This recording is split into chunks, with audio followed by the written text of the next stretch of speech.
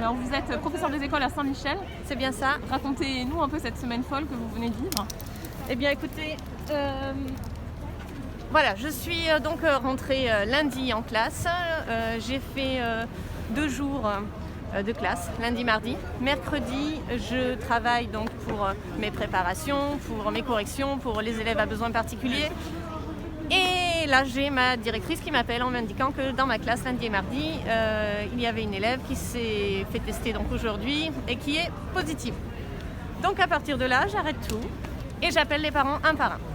Donc il faut appeler les parents un par un, leur signaler que leurs enfants sont cas contact, et avec ce protocole qui nous avait été annoncé veille de rentrée, on doit donc demander aux familles de faire aussitôt, à J0, donc le mercredi ou plus tôt, un test PCR. Donc le jeudi, je me retrouve devant la grille de l'école à devoir accueillir les enfants en vérifiant les documents, à savoir est-ce que le test PCR a bien été réalisé et est-ce qu'il est négatif. Donc déjà, se pose la question de, bon, j'ai l'impression de faire un peu videur. Qu'est-ce que je fais moi si j'ai un élève qui arrive tout seul, puisque j'ai des grands, j'ai des CM1 qui peuvent arriver tout seuls. Si jamais il n'a pas son document, je vais le mettre de côté, je vais appeler ses parents, je vais laisser la grille, enfin voilà. Donc je me retrouve à regarder les tests. Au final, je n'aurai que 5 élèves en classe. Voilà. Les autres n'ont pas eu le temps de se faire tester. Ils n'ont pas eu le temps de se faire tester, ou alors ils n'ont pas obtenu le papier puisque le site planté parce qu'il y avait déjà trop de tests, ou peut-être des parents inquiets aussi, je ne sais pas. Voilà. Donc je me retrouve à faire classe avec 5 élèves. On est au 3e jour depuis la rentrée, je ne veux pas perdre de temps, donc j'essaie d'avancer. Ça veut dire que le jeudi soir, je me retrouve après la classe à faire des petites vidéos, à expliquer tout ce que nous avons vu en classe pour les élèves absents. Voilà. Donc il me reste pour ça même pas 1 heure avec mes propres enfants, puisque je suis aussi maman. Et le vendredi, je retourne en classe. Et là, donc nous sommes à J+2, les élèves doivent me présenter, doivent avoir réalisé un autotest à la maison. Je récupère seulement même pas la moitié de ma classe, donc j'ai 10-11 élèves. Je prends vos pancartes en photo. Allez-y. Voilà, donc à nouveau, classe à la maison le soir, pour pas pénaliser mes élèves. Je sais bien que je ne suis pas obligée de le faire, mais pour moi ça me semble important.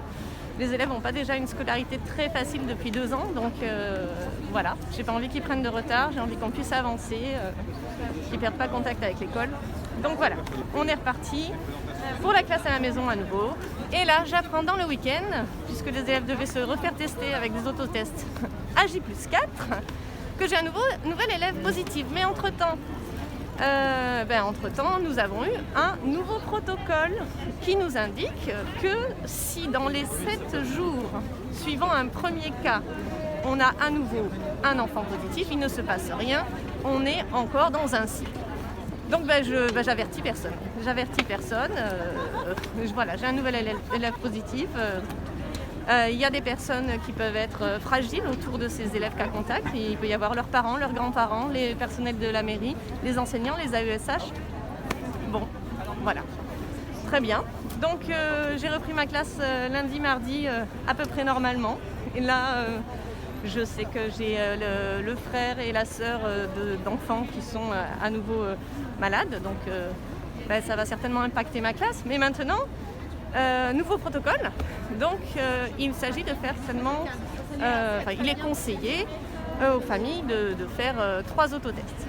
Voilà.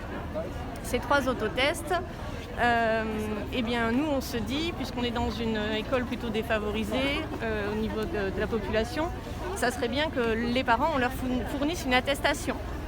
Cette attestation qu'ils doivent nous retourner une fois qu'ils ont réalisé les tests, en nous disant que les tests sont négatifs et que l'enfant peut revenir à l'école. Donc on distribue ces attestations aux parents, à tous les parents, en indiquant voilà, vous pouvez donc remplir ces documents lorsque votre enfant sera cas contact et qu'on vous le demandera. Le lendemain, ma voisine de classe, enseignante, dans laquelle il n'y a aucun élève cas positif, vient me voir en me disant dans la classe, j'ai eu 3 retours de documents. Bon, il n'y a aucun élève cas positif, donc aucun élève cas contact. Donc j'ai demandé aux enfants, mais vous avez été bien testés? Vous avez fait un autotest à la maison?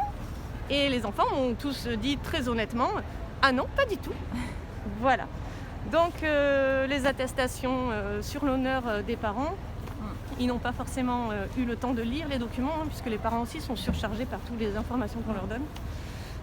Ils ont peut-être lu simplement rapidement en diagonale et rempli le papier. Mais voilà, donc du coup au niveau sécurité, les cas vont continuer à se multiplier. Voilà. Et là je ne parle que du protocole qui donc nous épuise. Là, vous êtes fait épuisé, Je suis à bout. Je suis à bout. J'ai vraiment besoin de repos ou en tout cas de faire mon métier dans de très bonnes conditions. C'est pas du tout le cas aujourd'hui. Et vos enfants, les enfants, vous trouvez que votre maman elle est fatiguée? Vous voyez cette fatigue? Tous les soirs on le voit. Elle a 1h30 pour nous, en sachant qu'on est 3 enfants à la maison.